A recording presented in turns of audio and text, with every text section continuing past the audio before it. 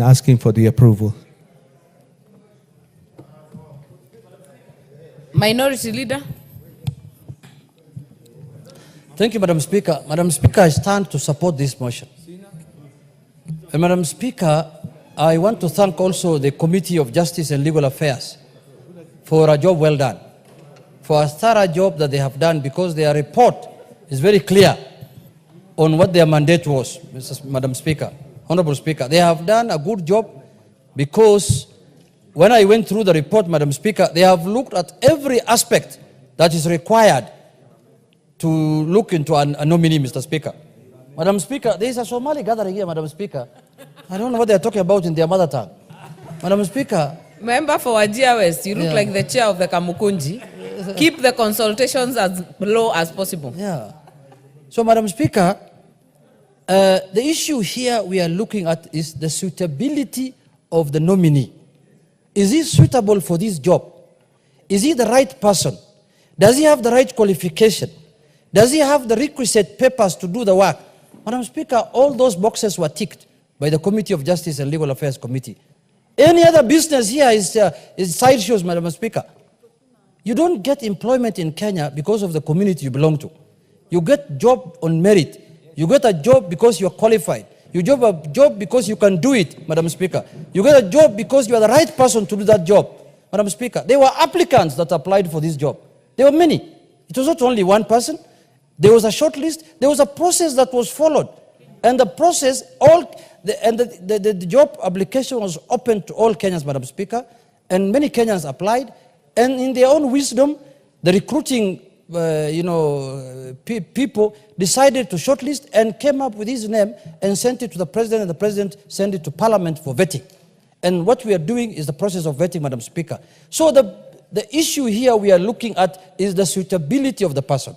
And the person is suitable, Madam Speaker, because from the report of the committee, it's very clear that this is a veteran investigator, Madam Speaker. Is somebody who has spent all his life in doing this job of investigating people, in looking at corruption cases, criminal cases, and all kinds of things, Madam Speaker. Madam Speaker, let us not derail. Let us not, dismiss merit just because of, ethnic, profiling and ethnic, sensationalization, Madam Speaker. We know in this country there are offices that have been occupied before by communities, people from the same community who are basically next to each other. Some of them from the same villages, Madam Speaker. And nobody complained. People said, if they are qualified, let them do the job. What we are interested in is the qualification of the person, not where he comes from majorly. Because, Madam Speaker, we can only have one CEO. If there were 8 CEOs, then we can say, give every region one person. But, Madam Speaker, this is just one office. It must be occupied by one person at certain time for a period of 6 years. And for those people who are opposed to him because he wants, or within the course of duty, he testified against you, that is the nature of the game. That is his work. There is nothing we can do. When we were dismissing the former deputy president, he testified, Madam Speaker. Why? Because he was the acting CEO of the Anti-Corruption Commission, and he had to do his job. And it is Parliament that requested him to come and give evidence, Madam Speaker. He didn't come on his own volition.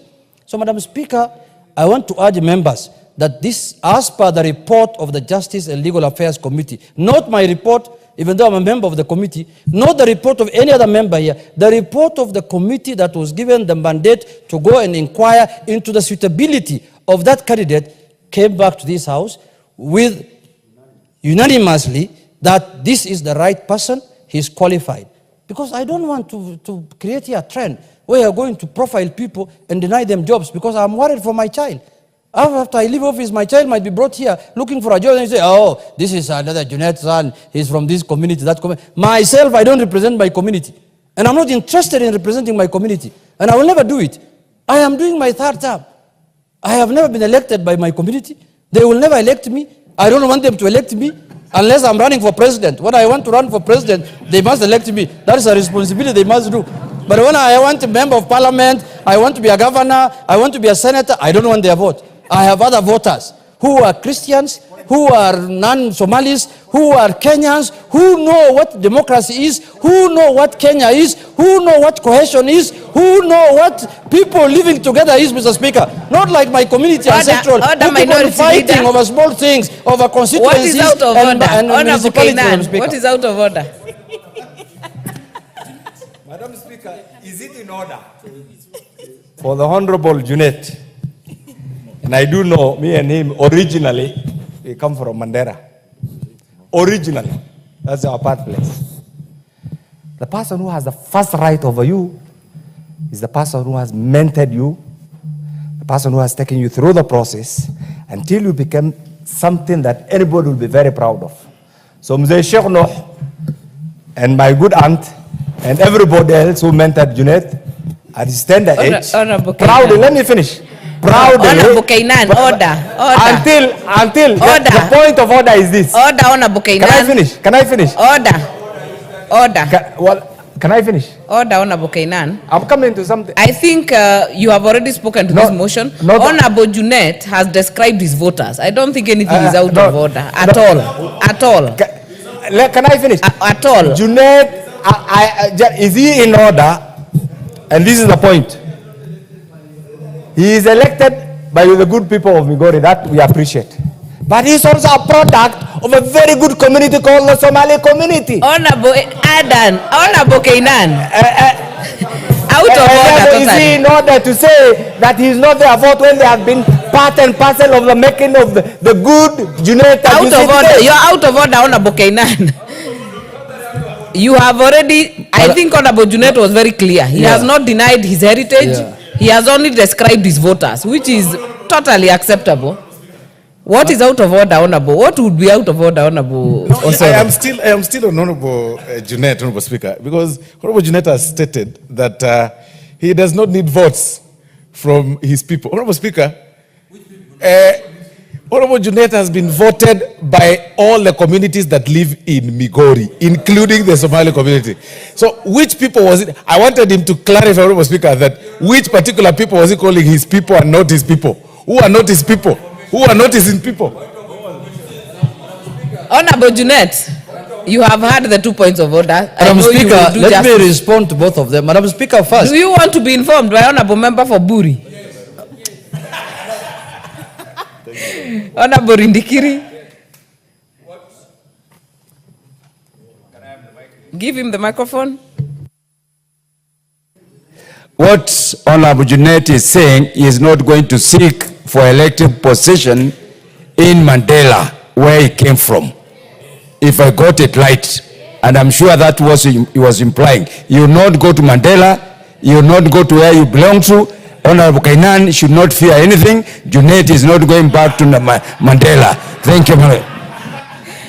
I am not sure that information was for you, but I think he has helped you answer the question. So kindly continue. I think the information was for Honorable Kenyan. But Madam Speaker, you see, what Honorable Kenyan is raising is what was raised when the Constitution was being passed. That does life begin at conception, when it is conceived, or when you are alive? So if he's talking about conceiving, that's a different matter. But when I am an old man like this, I belong to Migori. But more importantly, Madam Speaker, it is true I rely on votes of all communities that live in my constituency. But I don't rely the votes of the Somali community to be a member of parliament in my constituency. It is negligent. It is small. It's minute. They cannot even make me an MCA. So I know where my voters are.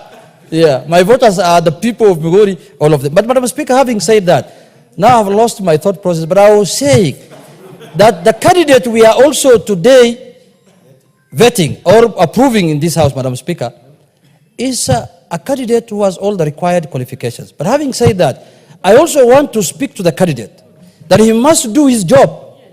Kenyans expect, whoever is given match, there's also a Kisi here conference, Madam Speaker. The Somali one was behind me, this Kisi now.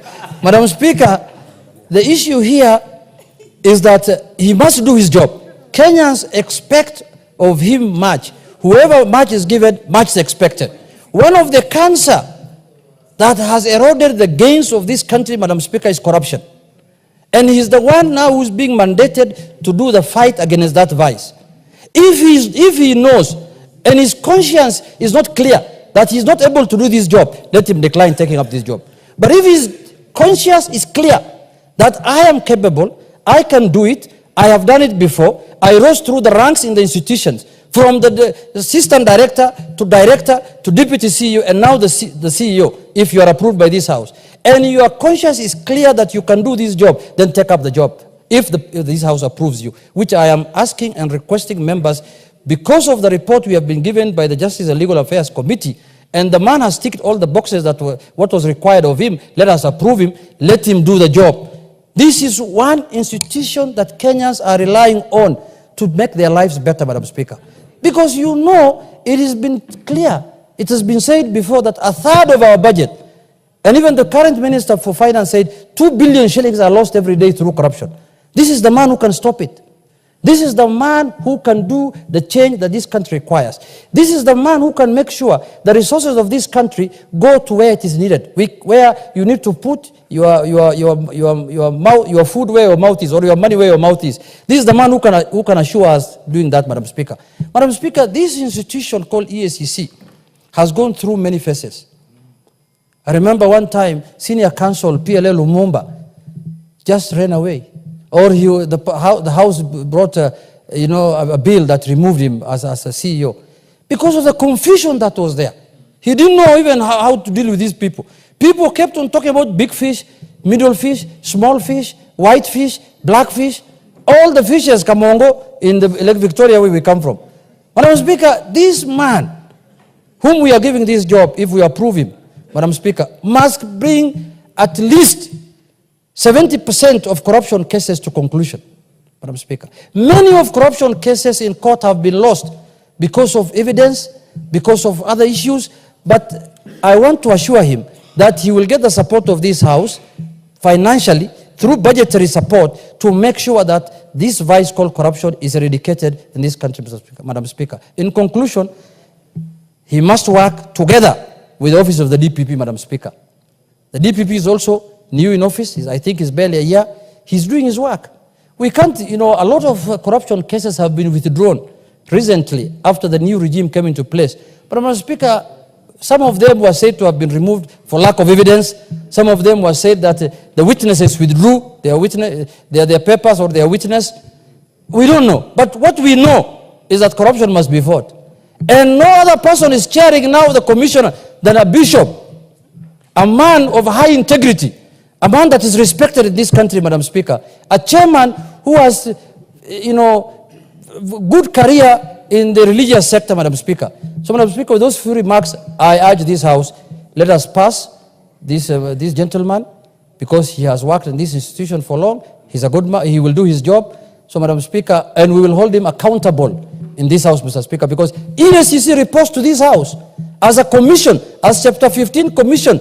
They are held accountable by Parliament. So we will hold him accountable through JLAC, through the floor of this House, Madam Speaker. But for now, since he is the best among the people who have been brought forward, I urge the House to approve him, Madam Speaker. With those few remarks, I support. Honorable Dorothy Kiara.